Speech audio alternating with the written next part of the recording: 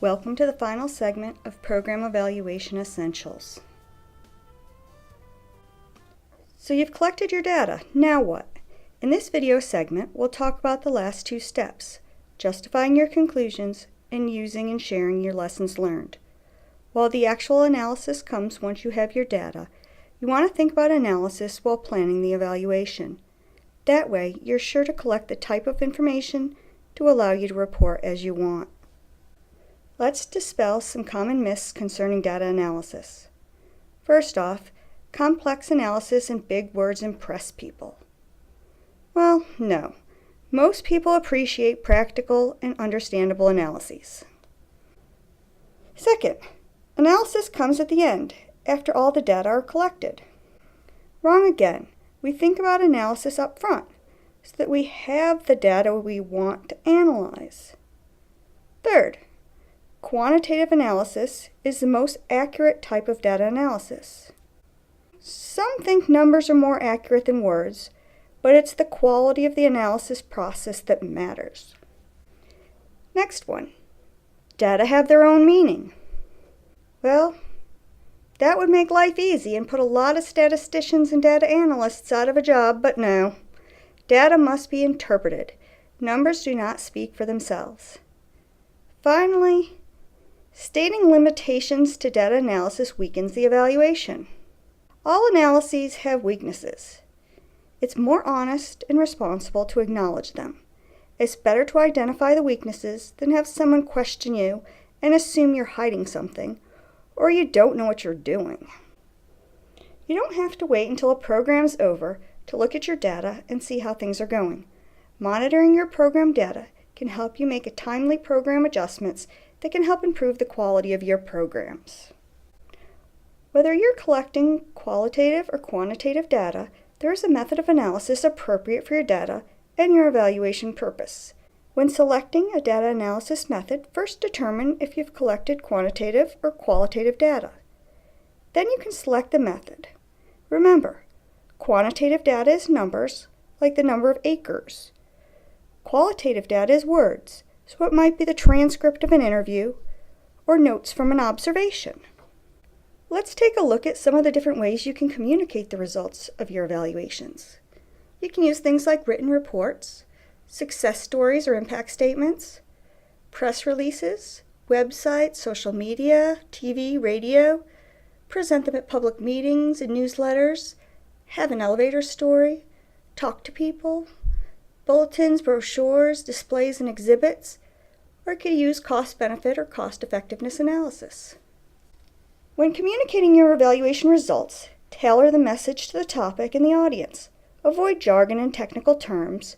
Be clear and concise. Use an active voice. Eliminate wordiness.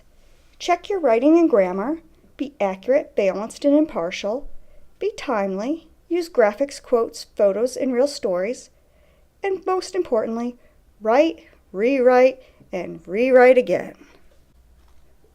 It's always helpful to be prepared with an elevator story, a succinct, attention-grabbing story that can be communicated in a short elevator ride or while you're standing in line at the grocery store.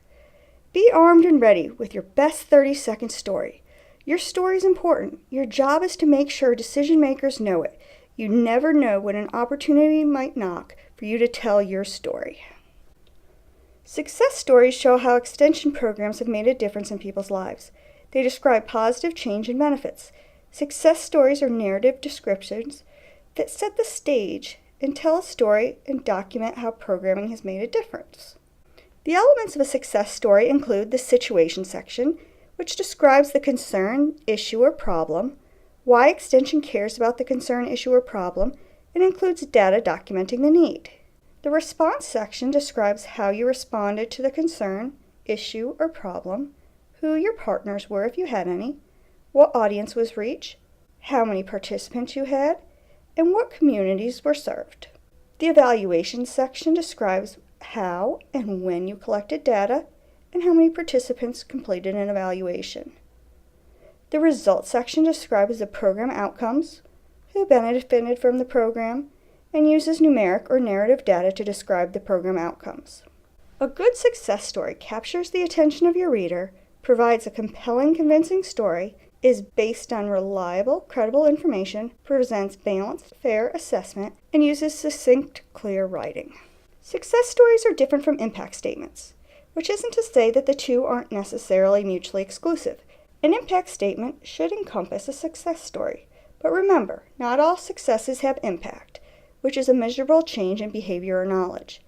An impact statement is a brief summary in lay terms of the economic, social, and/or environmental impact of the program. The statement answers two major questions: so what and who cares? When writing an impact statement, consider the following core questions. What did you do and why was it important?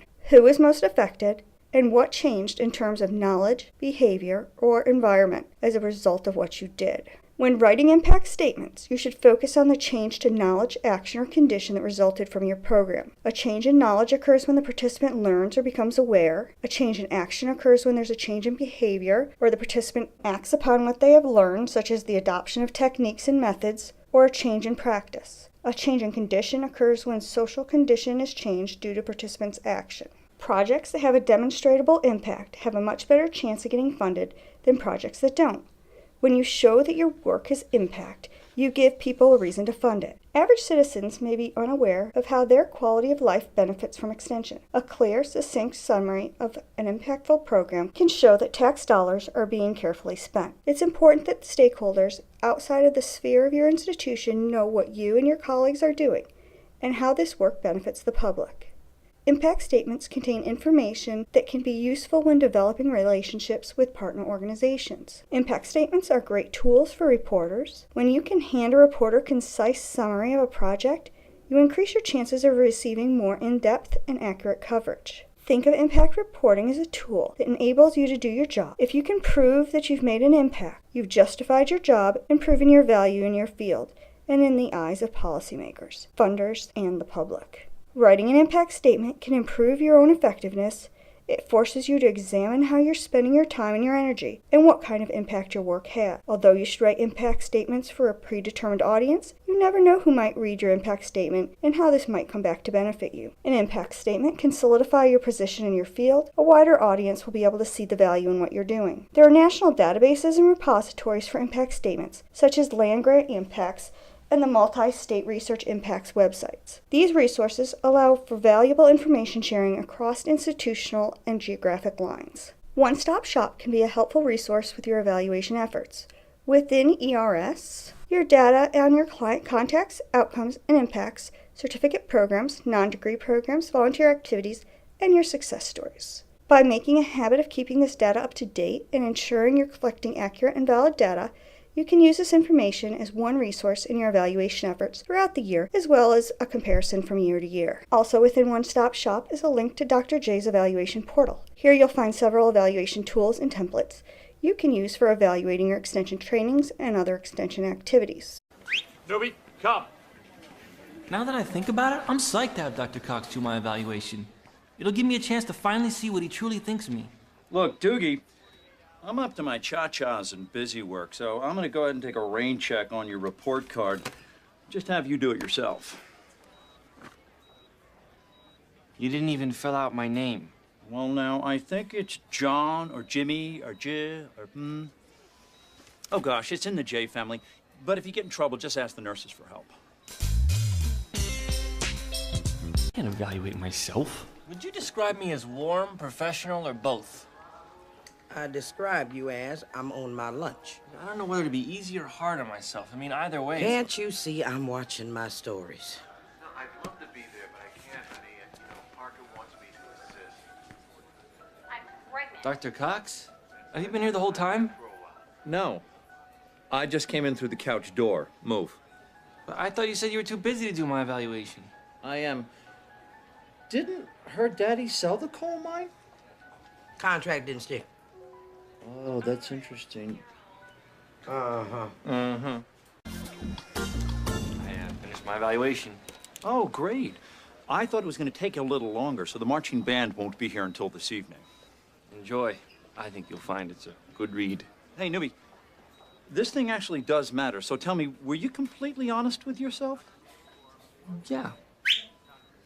Say it right into the camera there, hotshot. Now, you can have this thing back anytime you want. You're gonna have to bark like a dog, though. I'm not gonna bark like it. It's your call. Woof.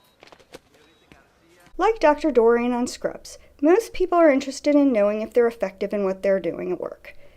Take time to make evaluation something meaningful by having it part of your programming and not an add-on or something that's required. Build your evaluation up front in the planning process. Use your resources wisely and don't expect to formally evaluate everything. And most importantly, use evaluation to learn.